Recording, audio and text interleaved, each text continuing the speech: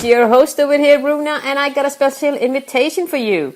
Join me and the Changemakers in the No More Boxes movement, where we are raising awareness towards this limiting and isolating behavior that we human beings are constantly doing, placing ourselves and others into boxes.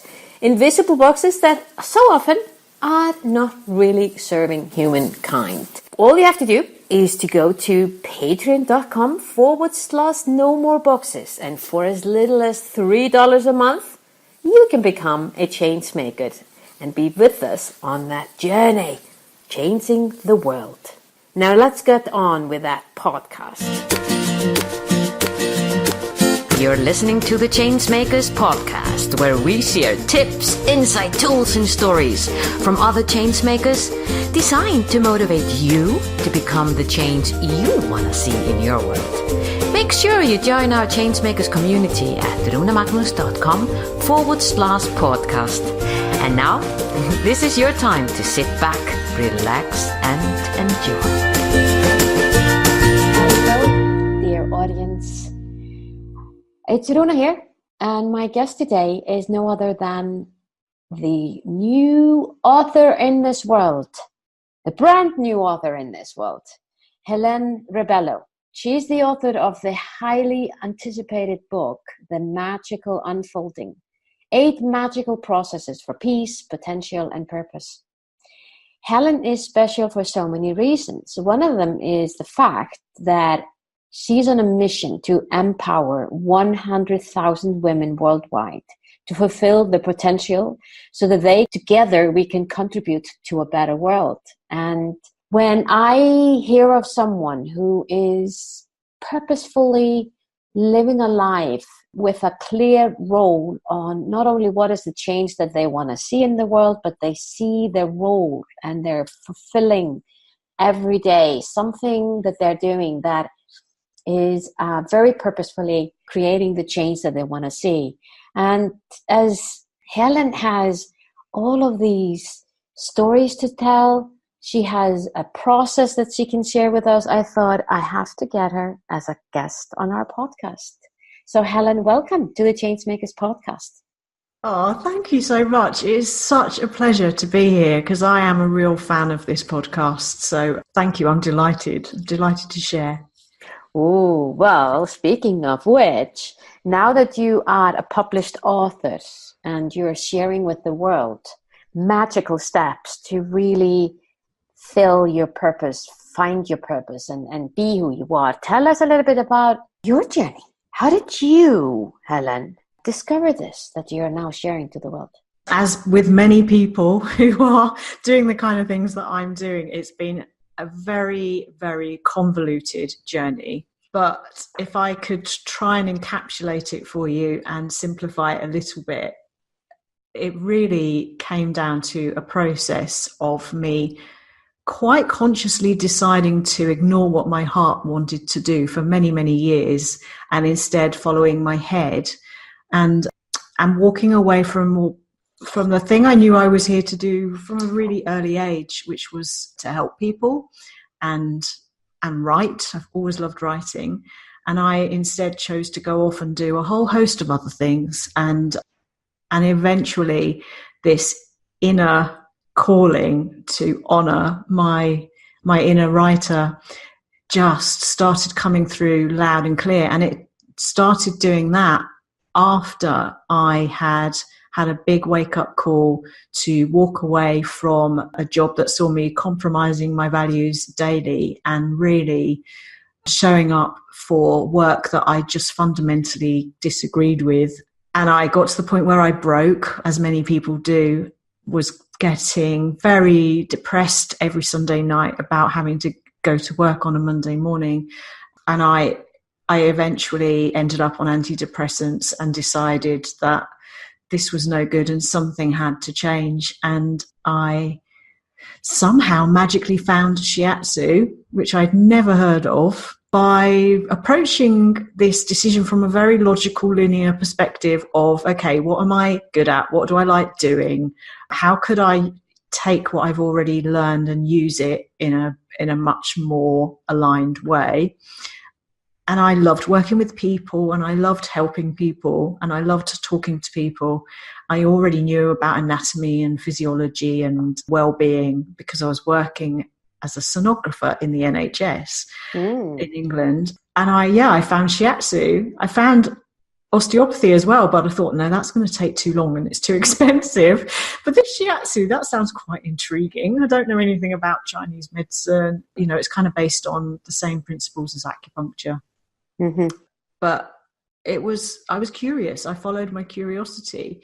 And I really think that was when I started learning how valuable it is to get out of your head and back into your heart and just start opening your mind up to the fact that we have so much more about us than we think we have. You know, we're really energetic light beings as well as being humans in a body, in a physical body. And the more I connected back into this bigger sense of what I was about as a person, the more I connected back into what I'd come here to do, and I connected back into my creativity and my original desire to write and share came through loud and clear. And I don't know, the more I connected in with that, the more it became the thing I couldn't not do.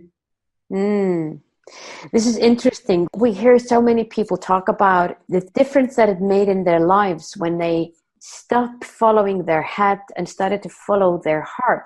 Can you give us an example? When you were working at NHS and you said you were following your head, can you give us an example how, what were the decisions that you were making that indicated that you were following your head versus when you turned it around and started to follow your heart?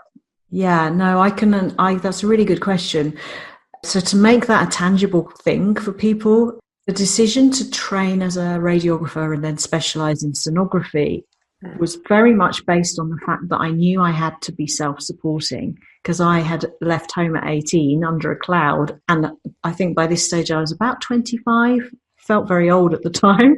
Yeah. And, it's like for 7 years I'd been trying to look after myself, and I thought, well, I could go and do an English degree, which is what I really wanted to do. But then I thought, I need something that's going to give me a vocation and a guarantee of a job. And at the time I knew that something along those lines, radiography, would guarantee a job at the end of it. So that's why it was kind of very head-led in terms of I was thinking about things like needing to earn money, needing to pay rent.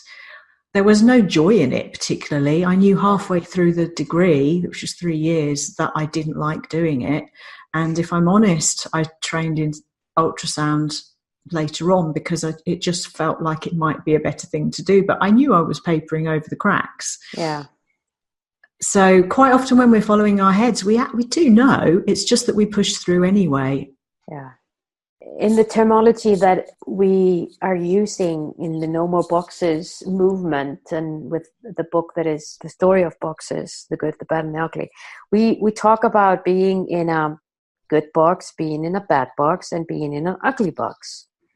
And I often wondered, as I'm looking at all the stories that I've listened to, I looked at my own life, where I felt that I've been in a bad or even an ugly box, and how I've been able to move myself around. It is often from that, what you just described as being a heady decision, making a decision because of something, I should. Yes.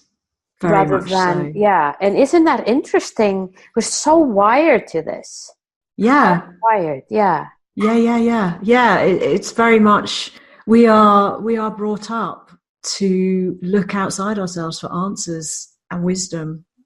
And I think maybe that's changing now, with parenting. I can see a shift actually, but yeah, we're taught at school in a very head-led linear fashion. Yeah. And that's how we relate to our world. We don't kind of remember that we ever knew any different. Exactly. And it's not only us or our parents or their parents. We're going way back when. Oh yeah, for sure. Oh yes. It's the whoa. Yeah. So it's really just being aware of what you just shared with us, being aware of, am I really on every Sunday night, like you said, am I dreading what's happening in I'm going to work. I've always wondered, and I would love to hear your insight on that, Helen, that terminology, going to work. I don't know why. I'm guessing it's because of most of my adult life I've been self-employed, and I've been doing, following what my intuition and following my heart. But so I don't feel going to work is anything dreadful. Yes. On the contrary, I feel it's about creation for me. But when I listen to so many people say that sentence, their frequency and their voice is so low. Yes. That you can't like go, poor you. And then I think, why do I even think poor you? Why am I pushing negative energy your way, thinking poor you, when I could actually turn that around and give you an upbeat energy? Isn't it amazing when you can turn that around into something that is uplifting, like changing the words that you're using, and instead of saying going to work, you can say I'm going to create. Today I'm going to create, because aren't you creating something every day? Yes, I mean, for me, 100%, I completely agree with you. Now I talk about living and working in a way that feeds your soul. My work isn't work, it's play. Yeah. So I guess I do still have that negative connotation around the word work, because it does feel as though it has an attached, a slightly laborious should energy to it. Yeah. And now I'm like, well, I work, but I get to work. It's not I've got to, I get to. Yeah. I do this thing I love, and what I love is creating and holding space and empowering people with these simple strategies and tools, and I love it. I would work in the new term of work that we both have. Yeah. I would work 20 hours out of every day if I had to, because I'm driven by such a different energy that definitely comes from my heart, and it gives you this fire, this creative fire. So I love how you put that. Yeah, I guess that was going to be my next mission, changing that word around. I'm going to implement the word I'm going to create today. Yes. As the term for doing what you are going to do to make a living. Yeah. Yeah, and make a difference. Love that. Yeah. Really love that. Okay, you're with me, Helena. I am 100% with you. Well, it's definitely part of the no more boxes mindset. It's to create rather than going to work. I'm curious to know, Helena, it sounds to me like your life has been really about understanding yourself. And now that you're able to not only understand yourself, but you're really helping women in particularly to find their own role and step up their own game. If you could meet yourself at the age of 21, what would you tell yourself to do, or what wisdom would you give yourself at the age of 21? Firstly, I'd love to reassure my 21-year-old self that it all works out. Because, whilst I'm talking about all of these circuitous routes that I went along and how we get very trapped into following our head, I do actually believe that every single thing we go through teaches us valuable lessons about who we are and who we came here to be and what we came here to do. And for some of us, it just takes us a bit longer than it does other people. It took me a really long time. So I would definitely offer reassurance. And the biggest message I would love every single woman to know is that they are not broken and they don't need fixing, and they don't have to try and drive themselves into the ground doing everything for everybody but themselves to be considered worthy. And I guess I say that because it's something that I used to do. So of course I can really see that pattern in others, and I see it in so many women. So yeah, I mean, I've been lucky enough to have conversations with women who are at that kind of age, 20, 21, and it's a real privilege actually to have those conversations and be able to share that they're not broken and they're all enough as they are and they don't need fixing. And do you see that as being women only? The whole thing about you're enough and you already have what it takes. Do you know what? I actually don't. I was having a conversation with my husband about this the other day. I think it very much applies to men as well. Yeah. And I see that there's a difference in terms of how men are relating to each other, and men are starting to come out and say out loud that they are having a tough time, they're struggling, because their role has been very much to be the strong one and the provider and hold everything together. And of course they have the same pressures as women do these days. And I do think that we will see in the next decade or so a huge turnaround in which men will be much more openly connecting with each other and having the kind of conversations we're having as women, and sharing more and being more vulnerable, and nobody will be judging them for that. Yeah. But I guess I think for me, the reason I'm so drawn to working with women is partly because of what you kind of referred to earlier, which is that whole ancestral pattern of it going back generation and generation and generation. We have traditionally squashed ourselves to fit and stayed quiet and under the radar, don't want to be burnt as a witch or any of that stuff. Yeah. Men have been actually quite scared of how powerful women can be, and they've suppressed. I've been really, in my life, I've been a huge advocate for women empowerment and women in leadership roles. And what I've noticed, and this is what I'm seeing myself as a little bit of a scarcity point, is because of that focus we've given women, we're open up for so many conversations that are towards women, and we see women empowerment groups popping up left, right, center, which is great. And it's a good box to be in, sisterhood, and feeling that you have safety and you have what it takes to be who you are and share. I'm praying that all of these women empowerment groups that are out there, that they have the wisdom in their heart to open up for giving men space to express who they are. Yeah, I agree. Because I think that is something that is so needed, because we are watching so many men, like you're saying, feeling unsure of their role. Yeah. No, I agree. I think it's vital work, and it is coming. I do know a few men who are, already putting together.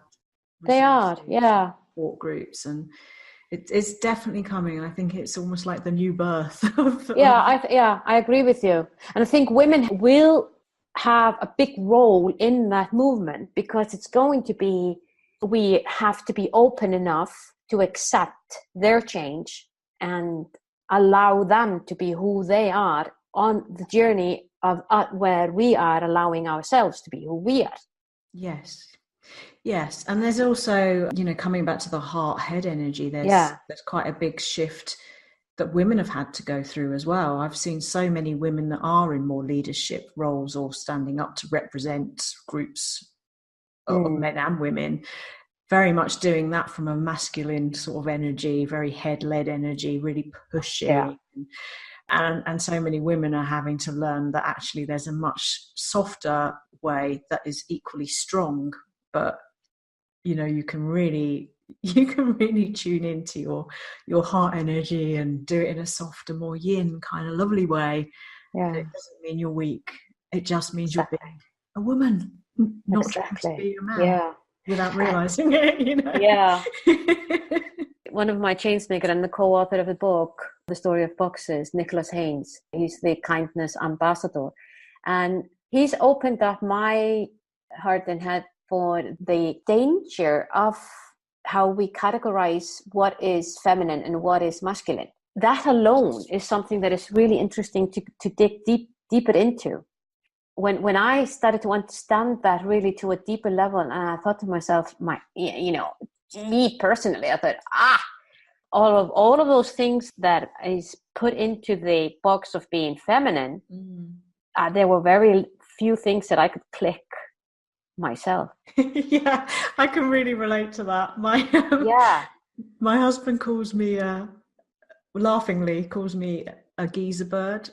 Yeah, okay, And I call him okay. a girly geezer. He's so Exactly. in touch with his what we would classically call feminine aspect. Yeah, And exactly. And I'm definitely not a girly girl. No, yeah. So but then when you think about it, if that what we and then we talk about it in a broad sense, yeah, we're not really getting what we're asking for, are we? We're not very clear on what we're asking for.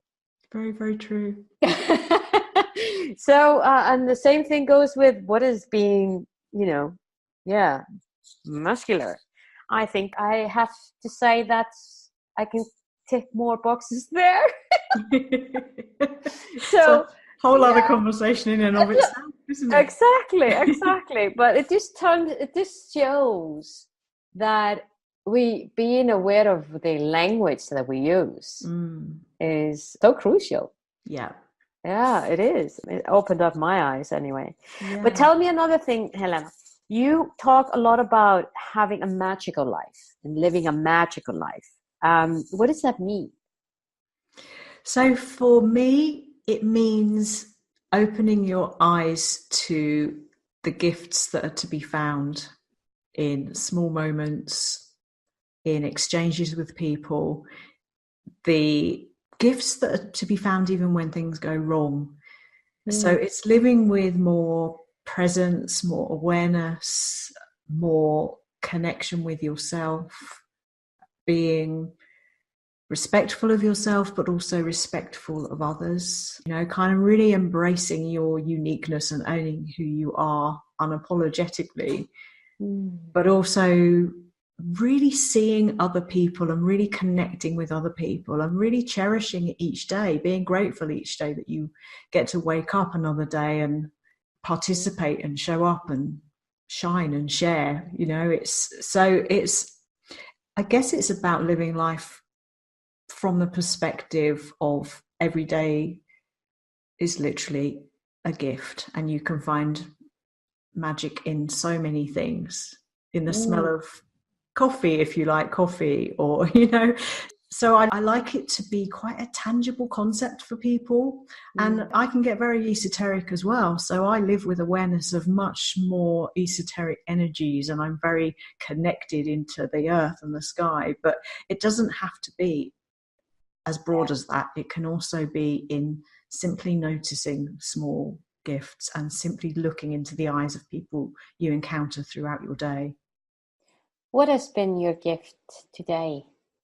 My gift today? Well, talking to you is a great gift. Thank you for that. Likewise. Really, really is. And actually, I'm talking to you from my lovely friend Kate's garden studio today, because my apartment is currently in bits because I'm having a bathroom reinstalled. Okay, so another gift. I only have one bathroom, so she's given me the gift of warm water, and this lovely office space I'm in right now to talk to you, so that I'm not having builders in the background. Oh, that's beautiful. And I love that. Yeah, seeing the gift in every moment and being present. Helena, I know that you just published your first book. Can you tell our audience how they can reach you, how they can find more about your book, and maybe your next step in life? I'd love to. So my book is available from all of the online various sites around the world of Amazon, if I'm allowed to say Amazon. You can get it from any bookstore as long as you know the number, and you can find out more about it. You can also order it direct from my website, which is helenrebello.com. And I've got another 2 books already brewing. So I'm really committed to this book as being my body of work, because it's really brought together the body of work that I've done for the last 14, 15 years. and I'm quite committed to respecting it by not rushing into anything else, and really working with people to help them enrich their understanding of what I cover in the book and facilitate their capacity to access it. So at the moment I'm creating a lot of online resources, and what I'd really, really, really love to do is create quite a small but very aligned community of like-minded souls that all support each other as we navigate the twists and turns of life, and in our attempts to live more magically and more meaningfully with more awareness. So I'm letting it evolve organically. Yeah. But I do have a vision. I've learned to not be too set on how it might unfold. Okay, but to manifest your vision, would you like to share it with us? So my vision is, as you said at the beginning, to help 100,000 women worldwide to reach their potential. That number was kind of gifted to me. It didn't just come out of my head, because I questioned it at the time. Really, that's a strange number, but the number will not go away. And I want to do that through the power of ripples. So what I would love to do is, really light up the hearts of 1,000 women, so that they can then impact the lives of women in their own right. So it's not necessarily me needing to touch every single person in that 100,000. It's about ripples. And I have this vision where I see us all standing in a circle, and we're all holding hands, and we have brightly lit up hearts that are glowing like, those Chinese lanterns that are put into the water in India. They're probably not Chinese, are they? But it's like we're all holding hands. We're in a circle. It's like a daisy chain of hearts, all these lovely lit up hearts in a circle.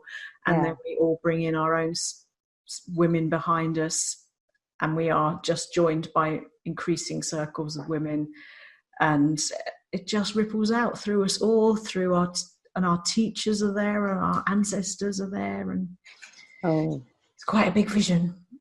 I love it. I love it. Yeah, it sustains me. It feeds me. I see it daily, and I just sit back and hope that somehow I can honor that in whatever way it will manifest. In whatever way it's going to manifest. Helena, thank you so much for your wisdom and the gift that you're sharing to the world.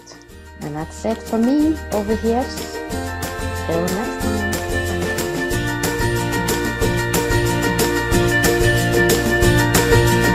Was this podcast of value for you? I sure hope so. If so, feel free to share the love and give us your generous review on iTunes or Stitcher. And remember that you can always go to runemagnus.com to find out more about the Changemakers and how we can help you drive the change you want to see in your world.